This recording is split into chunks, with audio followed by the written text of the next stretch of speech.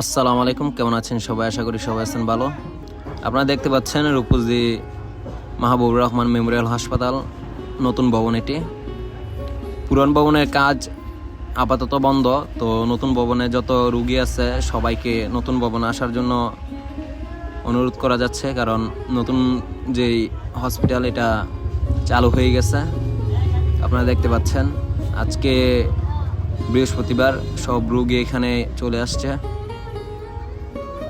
যারা এই মাহবুবুর রহমান মেমোরিয়াল হাসপাতাল আসবেন সকলকে অনুরোধ যে নতুন ভবনে চলে আসবেন। পুরান হাসপাতাল কোনো কার্যক্রম আজকে থেকে চলবে না, সব কার্যক্রম নতুন হাসপাতালে চলবে। যত রোগী আছে রোগীরা সবাই এই হাসপাতালে আসতেছে, নতুন হাসপাতালে। যত প্রকার সমস্যা আছে সব রোগীরাই নতুন হাসপাতালে চলে আসবেন। ধন্যবাদ।